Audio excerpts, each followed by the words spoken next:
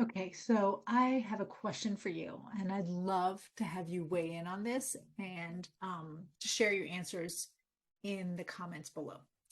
So, my husband calls me an optimist. Actually, this becomes a point of contention between the two of us because I would argue that I'm mostly a realist.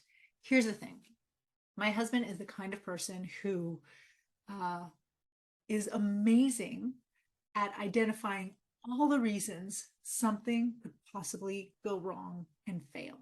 Now, there's a total advantage to that skill set. Nobody would want to build a team just with people who see only possibilities and can only imagine greatness, right? We need the kind of people on our team who can anticipate roadblocks and obstacles and can talk about the potential for failure. But he's nearly too good at this, to the point where throughout my career as an entrepreneur, the second I stepped away from the simple, predictable, safe path of wanting to be a psychologist and having my own private practice, my husband would tell me, listen, Alessandra, I just want you to know that if you fail, it's not your fault. So much of success is just based on luck. And the world of coaching is just filled with so many other coaches. Maybe if you jumped in a decade ago, 15 years ago, but it's just so saturated. And I'm just telling you this so that you don't beat yourself up. Now, I understand that in his own way, my husband was trying to be supportive. He was trying to be helpful. To be honest, there came a point where I told him, you got to stop trying to be helpful.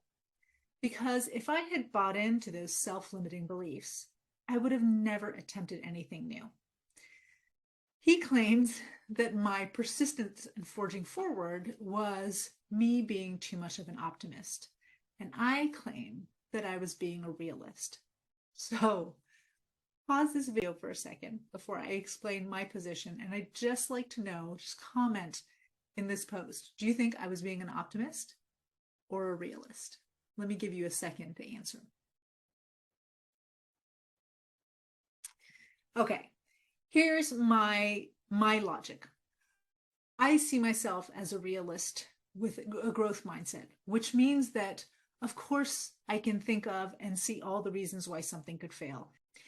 But persisting, pushing forward, seeing those obstacles, and then immediately being able to see different ways to bypass, overcome, or work within the context of those roadblocks being present is what allowed me to take my business from a failing business where literally I pulled money out of my household finances to fund my coaching practice to creating a multi six-figure business. And it is exactly the kind of mindset and approach that many of my clients come looking for when they work with me. See, the women I work with, there are leaders, executive women, senior leaders in STEM and finance. They're smart, they're driven, they're hyper responsible. Many of them are perfectionists. And usually when they're coming to me, it's because they're feeling stuck. They need some kind of support or some kind of change. And one of the qualities that they look for in me is my ability to hear about the obstacles, the roadblocks, the circumstances that they're dealing with. And instead of seeing those as finite situations that cannot be changed, to be able to come up with a variety of different solutions to help them work through bias, work through roadblocks, work through circumstances like a recession, and continue to build success and build growth in their careers. This is something that is part and parcel of how I approach my business.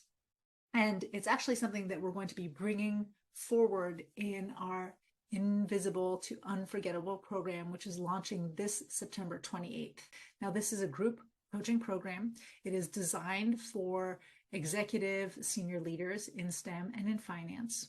And the details about the program are in the post, but here's what I need you to know. The most important thing is there's some bonuses that we're offering as a gift for this inaugural launch. One is that the first 5 women who sign up will get $2,000 off the fee for the 6-month coaching membership.